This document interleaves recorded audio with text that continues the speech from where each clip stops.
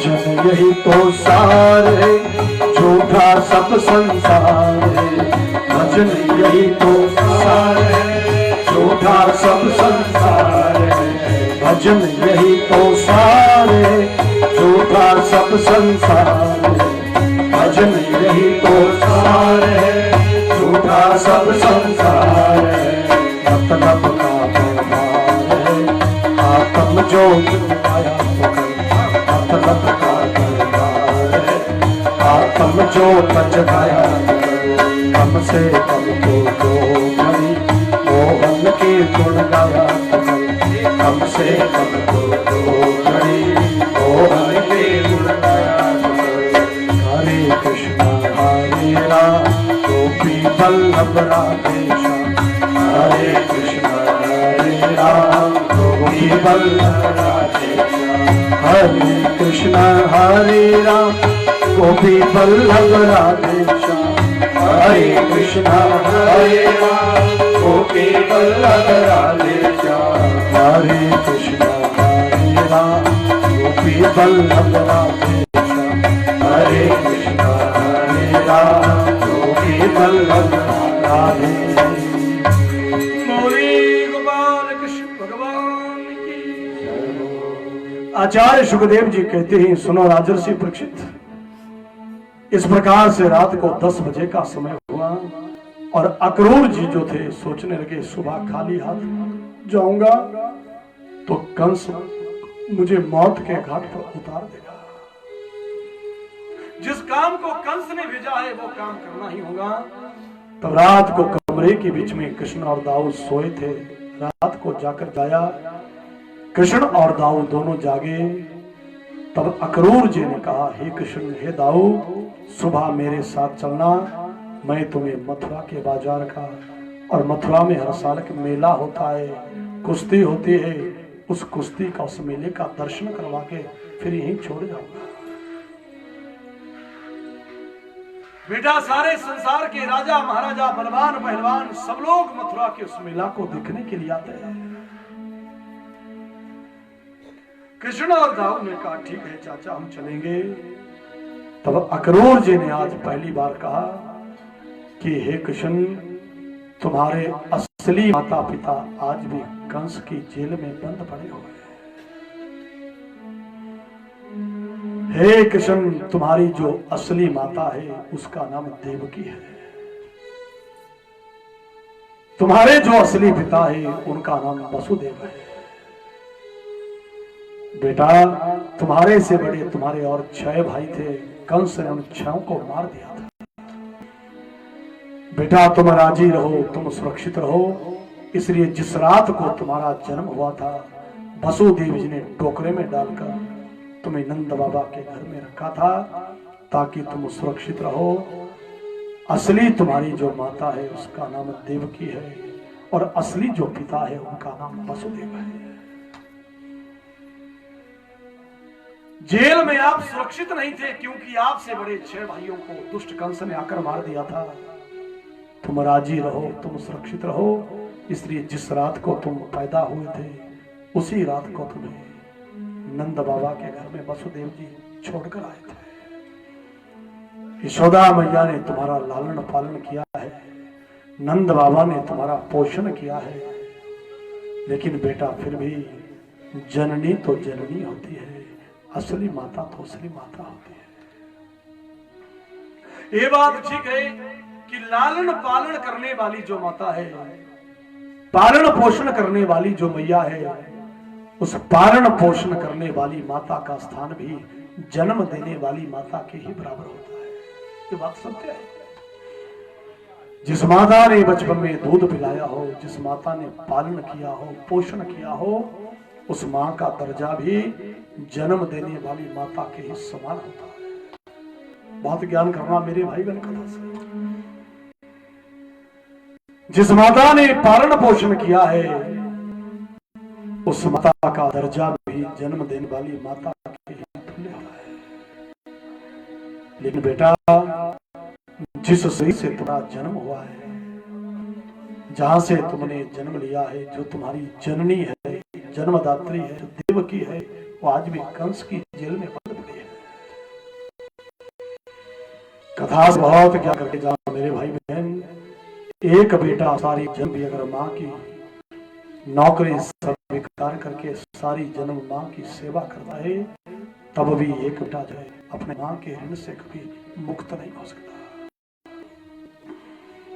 कथा से बहुत जितने लोग माताएं बहनें बच्चे साथी बुजुर्ग लोग बैठे, असल में यही भागवत जी का असली ज्ञान है। फिर कहूं, एक बेटा सारी जन्म अगर माँ की सेवा करता रहे दास बनकर, तब भी अपने माँ के ऋण से पुत्र कभी मुक्त नहीं हो सकता। माँ के अनंत कार्य संतान सबको भूल जाना जीवन में अगर समय लगे, कोई ऐसी परिस्थितियां बने तो सबको भूल जाना। शस्त्र बचे, माई बाप को संसार में कभी मत भूलना। माँ के ऋण से कभी बेटा छूट नहीं सकता है, कभी भी नहीं सकता। मातृ देवो भव पितृदेवो भव। माता और पिता संतान के लिए साक्षात देवी और देवता का रूप होता है। माता पिता कभी संतान के लिए क्रोध भी कर दे, गुस्सा भी कर दे, तो संतान को कभी भी माता पिता के क्रोध का बुरा नहीं मानना चाहिए, बल्कि माता पिता का जो क्रोध है वो भी संतान का कल्याण करने वाला ही है। माता पिता का गुस्सा भी पुत्र के लिए संतान के लिए आशीर्वाद ही होता है। बहुत कथा से ज्ञान करके जाना। जरूर अपने घर में बुजुर्गों से प्रेम करना, बुजुर्गों की सेवा करना, माता पिता दादा दादी का आदर करना, बुजुर्गों के पास बैठना। कभी वो क्रोध भी करे तो उसको भी आशीर्वाद मानना। बुजुर्गों की सेवा से ही इंसान को सफलता मिलती है। बुजुर्गों की सेवा से ही मानव के लिए सच्चा मेवा मिलता है। बोलिए गोविंद भगवान की, उमापति महादेव की। मुझे बहुत समय पहले की घटना याद आ रही है। बोलिए गोविंद भगवान की। एक बार एक शहर में हम कथा कर रहे थे, पंजाब की बात है। शायद मैंने पहले किसी कथा में कहा हो, मुझे खबर नहीं, लेकिन मैं फिर कहना चाहता हूं, याद दिलाना चाहता हूं। कुछ वर्ष पुरानी बात है और एक शहर में पंजाब में हम कथा कर रहे थे। उस शहर के बीच में एक वृद्धाश्रम था। तो जिस परिवार में कथा हो रही थी, वो परिवार के यजमान जी एक दिन मुझे वृद्धाश्रम के बीच में ले गए ऐसे दिखाने के लिए। हम शाम को दर्शन करने के लिए, बुजुर्गों का दर्शन। 3 मंजिल था मेरे भाई बहन, वो आश्रम बना हुआ। अनेक स्थानों से आए हुए वृद्ध लोग वहां पर निवास करते थे। निचली मंजिल में गए, बुजुर्गों का दर्शन किया, प्रणाम किया। दूसरी मंजिल में गए, सबको दर्शन, सबको प्रणाम किया। मैं तीसरी मंजिल में जब यजमान जी के साथ ऊपर वाली मंजिल में गया, तो वहां पर एक खटिया, एक चारपाई है। उस चारपाई के ऊपर एक बूढ़ी माता बैठी है और जोर जोर से आंसू आ रही थी, बहुत रो रही थी।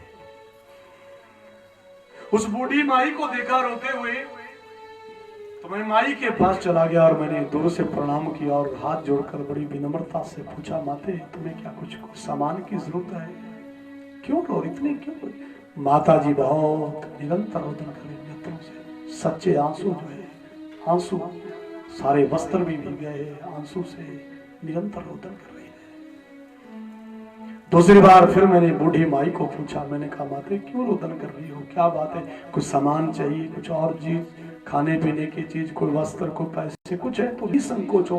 दूसरी अम्मा ने कहा कि 1 महीना हो गया बूढ़ी माता को यहाँ पर आए हुए और 1 महीने से ऐसे ही रो रही है। घंटा 2 घंटा कहीं नींद आ गई तो आ गई, नहीं तो ऐसे रोती रहती है। चौथी बार मैंने फिर पूछा माता जी को कि क्या बात है, क्यों रो रहे हो, क्या बात है?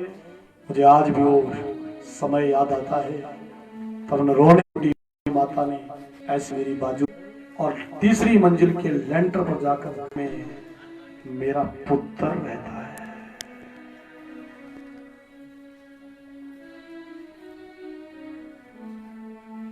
सामने वाले उस घर में, सामने वाली उस कोठी में मेरा बेटा रहता है। मेरा बेटा जो शरीर से मेरे शरीर से पैदा हुआ है वो उस घर में रहता है। वृद्धाश्रम के लेंटर पर खड़े होकर बूढ़ी माता ने कहा, उस कोठी में मेरा पुत्र रहता है।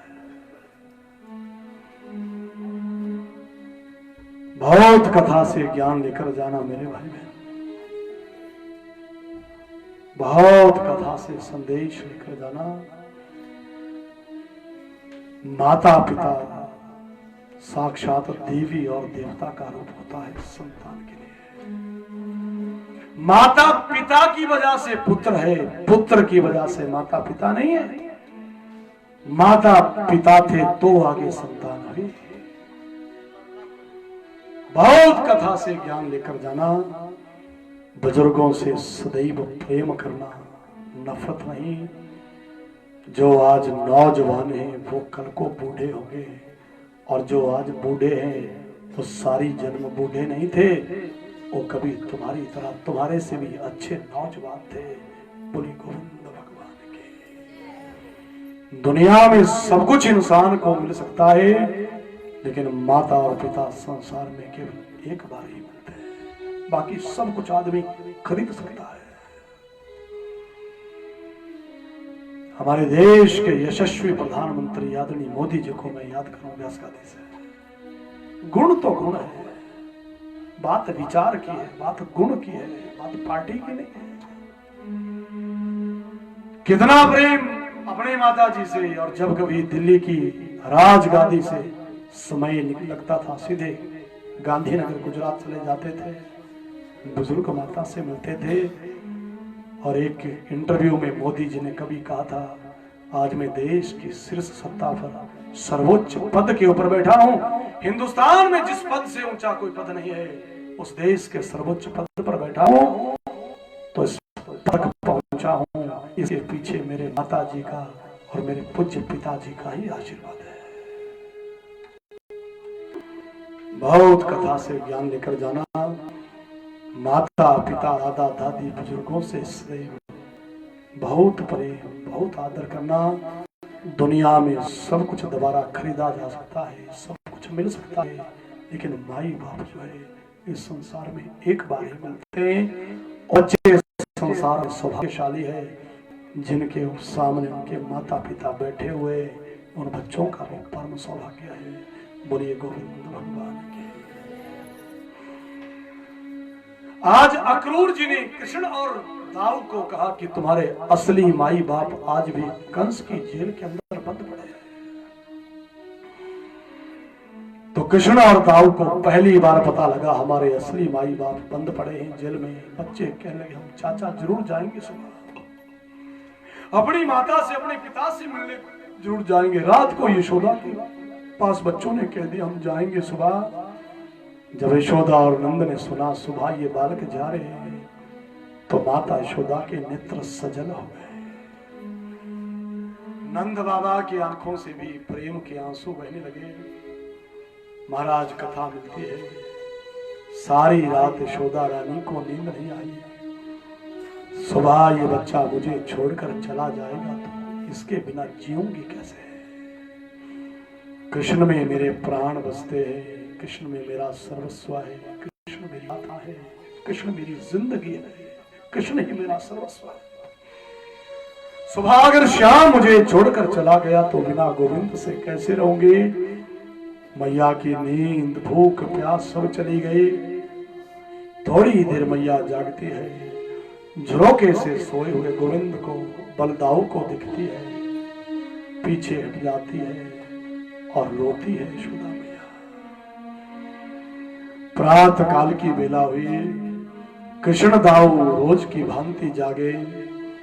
यशोदा ने आज अपने हाथों से कृष्ण को दाऊ को स्नान करवाया।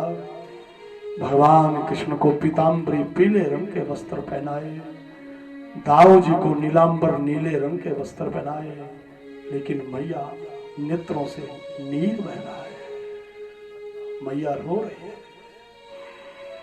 गोविंद ने तब अपनी माँ के आंसुओं को अपने हाथ से साफ किया। माँ तुम रोदन मत करो, रोदन मत करो मैया, मैं जल्दी लौट कर आऊंगा ना। मैया बोल रही है, गोविंद मुझे विश्वास नहीं, क्या पता तू बाद में आएगा या नहीं आएगा, लेकिन तेरे वियोग को मैं कैसे सहन करूंगी। मैं जिंदगी में सब कुछ सहन कर सकती हूँ, लेकिन हे कृष्ण तेरे वियोग को सहन करना ये मेरे वश के बाहर की बात है। यशोदा मैया गोविंद की याद में रोदन कर रही है, बाबा भी रोदन कर रहे हैं, खिन्न मन उदासी चेहरा, चेहरे पर चिंता के निशान। कृष्ण ने फिर कहा मैया मैं जल्दी आऊंगा, तुम रोदन मत करो। लेकिन भागवत जी में कथा मिलती है, गोविंद जब एक बार वृंदावन को छोड़कर चले गए तो फिर भगवान गोविंद दूसरी बार कभी वृंदावन में लौट कर नहीं आए, कभी भी। जब भगवान गोविंद ने वृंदावन को छोड़ा तो उस समय भगवान कृष्ण की आयु 11 वर्ष 52 दिन के बच्चे हैं। कृष्ण भगवान 11 साल 52 दिन का बालक है गोविंद, और इनसे ठीक 1 वर्ष बड़े हैं बलभद्र दाऊ जी। एक बार ब्रज को जब छोड़ दिया गोविंद ने तो दोबारा लौट कर नहीं आए। प्रभात में भगवान ने एक और नगरी बसाई थी, उसका नाम द्वारिकापुरी हुआ था। द्वारिका में रहे, फिर लीला को समेट कर अपने गोलोक धाम को चले गए, लेकिन दोबारा कभी जो है वृंदावन की मिट्टी पर कदम नहीं रखा। यशोदा मैया नंद बाबा रो रहे, बेटा मत जाओ, और वृंदावन के कण कण भी आज आंसू बहा रहे हैं, वृक्ष भी रो रहे हैं, वृंदावन की माटी भी रोदन कर रही है। जो गौएं बछड़े श्याम को देखकर उछलते थे, आज वो गौएं बछड़े श्याम के रथ के सामने खड़े हो गए। गायों के मुख के बीच में वाणी नहीं है, लेकिन गौएं सब समझ रही है, और गोविंद के रथ को गौएं देख रही है, और नेत्रों से नीर बहा रहा है, प्रेम के आंसू है। कृष्ण जब रथ के ऊपर बैठे चाचा अक्रूर के साथ, तो वृंदावन की गौएं उन्होंने घास खाना छोड़ दिया, रो बछड़ों ने जल पीना छोड़ दिया। यमुना भी आज गोविंद के वियोग को सहन नहीं कर पा रही, यमुना शांत होकर बह रही है। जिस यमुना में तंगे आती गोविंद को देखकर यमुना का जल शांत हो गया। श्रीमद् भागवत में वेद व्यास जी ने इस कथा को बहुत विस्तार से वर्णन किया है। शाम की यादों में आज वृंदावन के जीव जंतु वो भी सब मौन हो गए। वृंदावन की मिट्टी भी आंसू बहा रही है। राधा जी को पता लगा, राधा जी सखियों को लेकर आई, कृष्ण के रथ के सामने खड़ी हुई और कहा गोपाल आप तो जा रहे हो, लेकिन ये तो सोचो जो तुम्हारे पीछे रह गए वो तुम्हारे बिना कैसे जी पाएंगे, कैसे रह पाएंगे। हे गोविंद तुम्हारे वियोग में हम कैसे जिएंगे, हमारा जीवन मुश्किल हो जाएगा। तुम ही हमारा प्राण धन हो, तुम ही हमारा सर्वस्व हो, तुम ही हमारा जीवन हो। कृष्ण एक बार वृंदावन को छोड़कर चले गए तो बिना कृष्ण से ब्रज की क्या कीमत है, उस वृंदावन का क्या मूल्य है जिसमें कृष्ण ना रहते हो। वृंदावन की गोपियां गवाले सब रो रहे, राधा जी रो रहे, हे गोविंद हे गोपाल हमें छोड़कर मत जाना। भगवान गोविंद तब रथ से नीचे उतरे, राधा जी के पास गए और राधा जी को गोपाल ने समझाया, राधे अभी रोक मत, मेरा जाना जरूरी है। मेरे असली माता पिता आज भी जेल में बंद पड़े हैं, मैं फिर जल्दी लौट कर आऊंगा ब्रज में। राधा जी ने कहा, हे गोविंद अगर जाना ही है तो पहले अपना रथ हमारे शरीर के ऊपर से ले जाओ, पहले अपने हाथों से हमें मार दो, हमारे शरीर से प्राण निकल जाए, हम मर जाए, तब आपने जाना। और जब ऐसे शब्द कहे, बहुत मुश्किल से राधा जी को मनाया गोपाल ने, बहुत मुश्किल से गोपियों को मनाया। तब कृष्ण भगवान दाऊ जी चाचा क्रूर के साथ आगे को जा रहे हैं। उस रथ के ऊपर जिस रथ में गोपाल बैठे हैं, लाल रंग की एक ध्वजा है। रथ जब थोड़ा आगे चला गया तो लाल रंग की ध्वजा सब गोपियां ग्वाले देख रहे थे। जब रथ बहुत आगे चला गया, लाल रंग की ध्वजा दिखनी बंद हो गई, तो कथा कहती है उसी समय गोपियां आंसू बहा रही है, रोदन कर रही है। राधा जी भी श्याम की यादों में रो रही है और राधा जी के हृदय से एक आवाज आ रही है। राधा जी रोते रोते कृष्ण की यादों में क्या कह रहे हैं, एक बार यहाँ फिर आ लेना, ओ मुरली बजाने वाले कृष्ण, ओ मुरली सुनाने वाले कृष्ण, एक बार यहाँ फिर आए, एक बार यहाँ फिर आए, एक बार यहाँ फिर आए, एक बार यहाँ फिर आए, ओ मुरली बजाने वाले कृष्ण, ओ मुरली बजाने वाले कृष्ण, ओ बंसी सुनाने वाले कृष्ण, ओ बंसी सुनाने वाले कृष्ण, एक बार यहाँ फिर आए, एक बार यहाँ फिर आए, एक बार यहाँ फिर आए, एक बार आइए सब गाओ,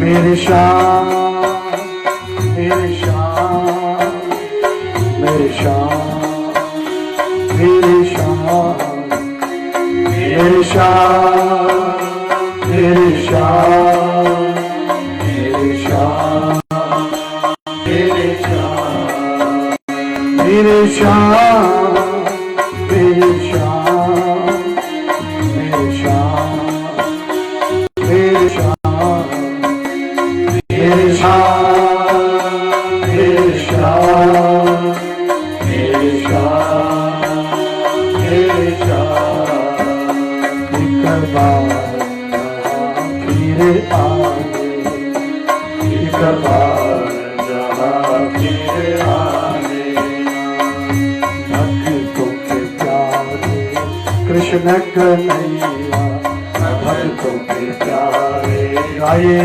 कन्हैया, संतों के प्यारे कृष्ण कन्हैया, संतों के प्यारे कृष्ण कन्हैया, रास रचैया बंसी बजैया, रास रचैया बंसी बजैया, मेरे प्यार की बंसी को मोहन, मेरे प्यार की बंसी को मोहन, मेरे प्यार की बंसी को मोहन, मेरे प्यार की बंसी को मोहन, एक बार हमें भी सुना दे, एक बार हमें भी सुना दे, ओ मुरली बजाने वाले कृष्ण, ओ मुरली बजाने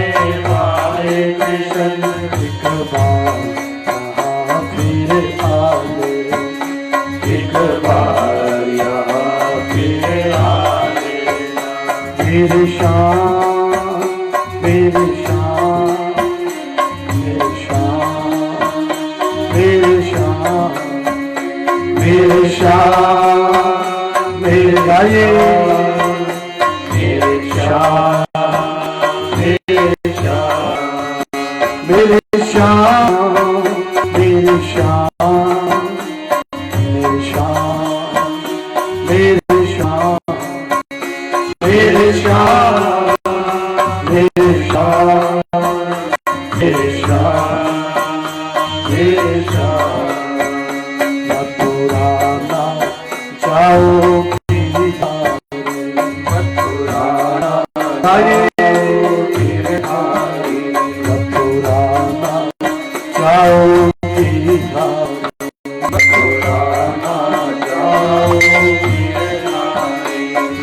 मथुरा ना जाओ बनने वाली, मथुरा ना जाओ बनने वाली, मथुरा ना जाओ बनने वाली, मथुरा ना जाओ बनने वाली, मथुरा ना जाओ मथुरा ना जाओ। मेरी शान मेरी शान मेरी शान मेरी शान मेरी शान मेरी शान मेरी शान मेरी शान। मथुरा ना जाओ मथुरा ना जाओ वृंदावन बिहारी लाल। समस्त गोपियों ने, राधा जी ने, नंद बाबा ने, यशोदा मैया ने बहुत रोदन करा और तब भगवान गोपाल कृष्ण बलभद्र दाऊ जी चाचा क्रूर के साथ चलते हुए एक दिन मथुरा में पहुंचे, जहां ठहरने का प्रबंध किया गया है। वहां बस एक रात्रि को विश्राम पाया। प्रातः काल की बेला हुई तो कृष्ण ने कहा, चाचा हम पहली बार मथुरा में आए हैं, हम मथुरा के बाजार का दर्शन करना चाहते हैं। चाचा क्रूर ने कहा, जाओ बेटा मथुरा के बाजार का दर्शन करो। और दूसरे दिन कृष्ण और दाऊ जो है मथुरा के बाजार के दर्शन को निकले। हाट बाट गलियां चौराहे बाग बगीचे सब दर्शन करते जा रहे थे तो रास्ते में कुछ लोग मिले। भगवान ने कुछ लोगों के ऊपर कृपा बरसाई। एक धोबी के ऊपर भगवान कृपा करते हैं, माली के ऊपर कृपा करते हैं, एक वस्त्र बेचने वाला दुकानदार उसको भगवान माला माल करते हैं। और सारे बाजार का दर्शन करके जब लौट रहे थे तो रास्ते में एक ऐसी औरत मिली जिसका टेढ़ा मेढ़ा है, शरीर के अंग टेढ़े हैं, रूप देखने में बदसूरत है और सब लोग उसको कुब्जा के नाम से बदसूरत और है, कोई को देखना पसंद नहीं करता। कुब्जा जो है फूलों का काम करते हैं और फूलों से सुगंधित तैल इत्र तैयार करके कंस के महल में कंस को चंदन देने के लिए जाया करते हैं। कंस का श्रृंगार का सामान तैयार करके कंस के महल में भेजती है। आज की भाषा में कहें तो कुब्जा ब्यूटी पार्लर की दुकान करती है। आज की भाषा में सुंदर बनने वाली दुकान।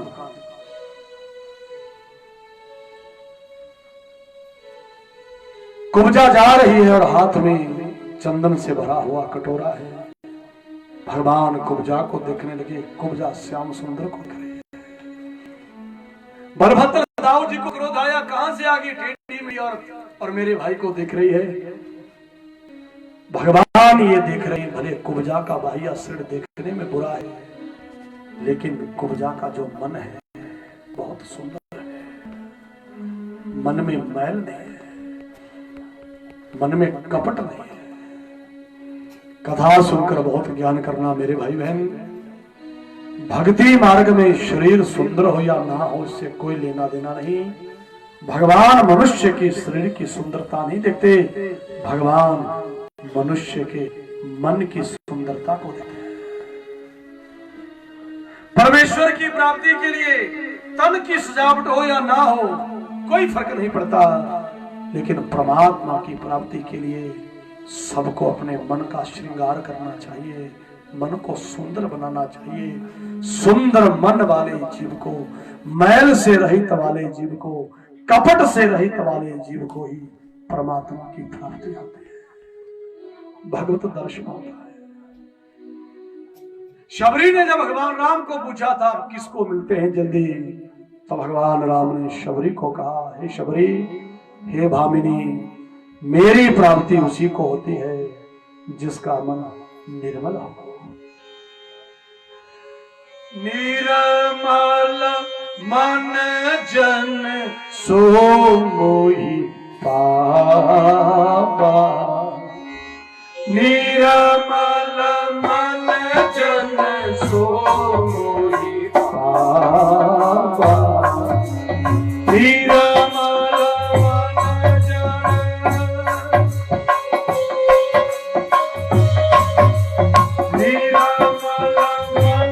जन